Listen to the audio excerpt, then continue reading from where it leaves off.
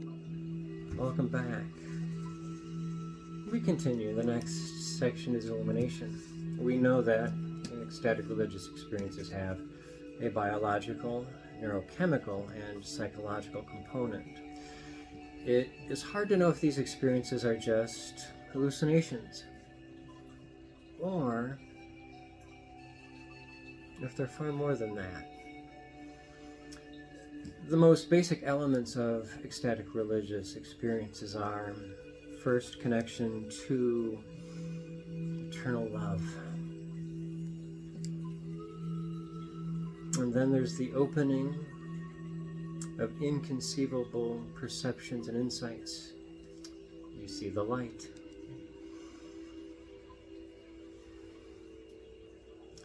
From there, there's union with the infinite light. You become one with God. You know God, and God knows you, and nothing is ever the same. It's unlikely that that'll be happening during the service, but it isn't unusual to feel the shadow of this realm of light, if we call the Spirit. To start the process of calling the Spirit, we will savor the words of William Blake from the poem Auguries of Innocence. The words were written in 1803, but were not published until 1863, after William Blake's death.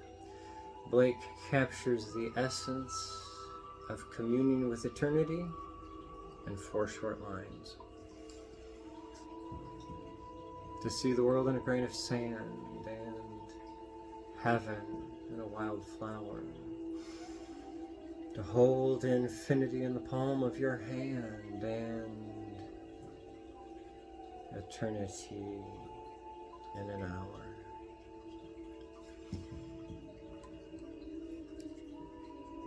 Epiphany, the Holy Spirit, nirvana,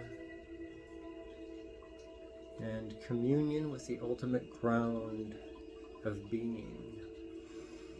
These words are attempts at naming experiences that are beyond language. More than that, they are beyond the three-dimensional perceptual experiential world of daily reality, which dominates most of our lives. It is difficult to talk about, or even to think about, these parts of reality. Because of this, the words today are not literal. My goal is to try to show more than I tell. We can perceive eternity, but we cannot conceive of it. We can experience illumination, but we cannot understand it. In the 9th chapter of the Gospel of Luke in the Bible, there's an account of the Transfiguration on the mountain. Jesus took Peter, John, and James with him and went up the mountain to pray. And as he was praying, the appearance of his face changed, and his clothes became as bright as a flash of lightning. 2 men, Moses and Elijah, appeared in glorious splendor, talking with Jesus. They spoke about his departure, which he was about to bring to fulfillment at Jerusalem. Peter and his companions were very sleepy, but when they became fully awake, they saw his glory and the 2 men standing there with him. As the men were leaving Jesus, Peter said to him, "Master, it's good for us to be here. Let us put up 3 shelters, one for you, one for Moses, one for Elijah." They did not know what he was saying. While Peter was speaking, a cloud appeared and covered them, and they were afraid as they entered the cloud. A voice from the cloud came and said, "This is my son whom I have chosen. Listen to him." When the voice had spoken, they found that Jesus was alone.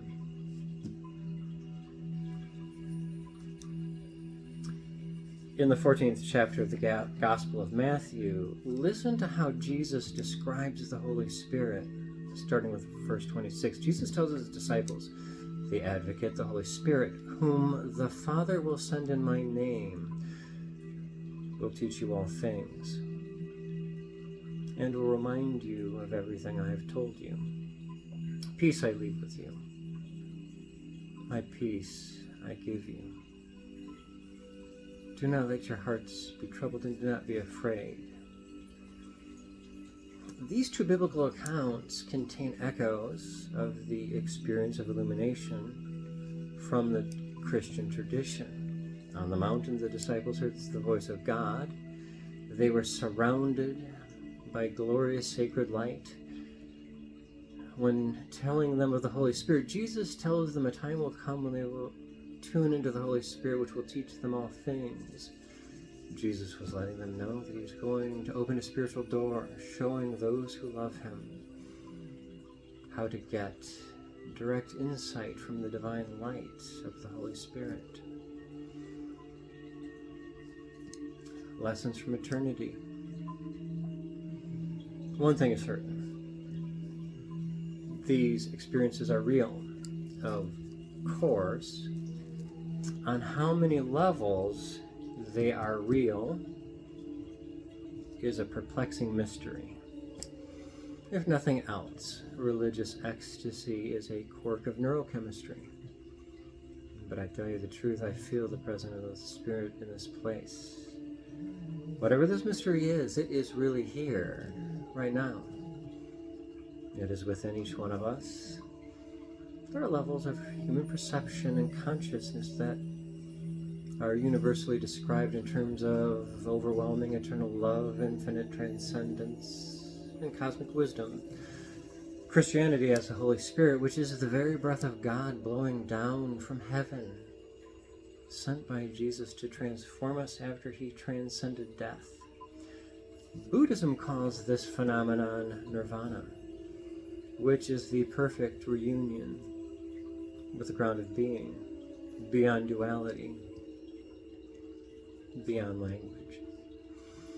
Most spiritual traditions agree that our problem is that we are lost in language, personal bias, emotional baggage, and chronic busyness. This blinds us from connecting with illumination.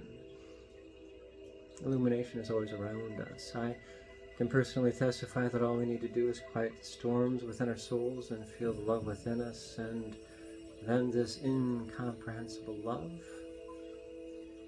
will open the door to paradise. We can blissfully return to Eden.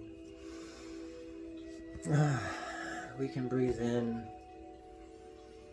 We can breathe in the love at the center of the great mystery. We can let illumination flow through us. We can wash in the cosmic ocean and be reborn. I offer the opportunity to do an exercise with me. If you want to try to get a peek behind the curtain, see a hint of the light of illumination, come along with me. We will start with a number of long, slow, deep breaths. You can begin now or whenever you feel led. If you start to feel any signs of hyperventilation, stop the deep breaths and just breathe normally. But begin by focusing on your breathing at any time and stop at any time. As you start to take long, slow, deep cleansing breaths, intend to feel your body relax and sit in the most natural and comfortable way possible. Keep your eyes open or close them as you feel led. Empty your lungs all the way at least once. And completely fill your lungs all the way at least once. But in all things, honor your individual bodies, minds, and spirits as you feel the flow of air in and out of your lungs with each breath. Listen to your body and breathe in the way your body leads you to breathe in. Breathe out the way your body leads you to breathe out. I'm going to do 5 cleansing breaths now, and I invite you to focus on your breathing, or pray, or contemplate, or participate and simply feeling this precious moment in time and space. And going after my 5 breaths, we will continue.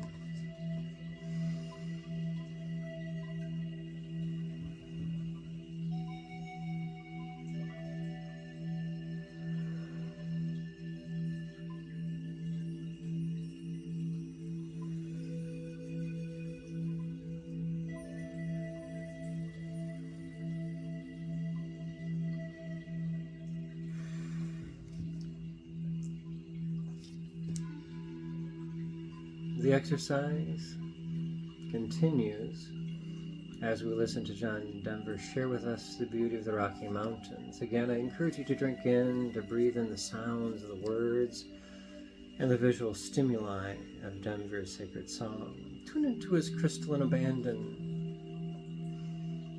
Feel free to continue to focus on your breath, or to sing along, or to be in the moment as the Spirit leads you.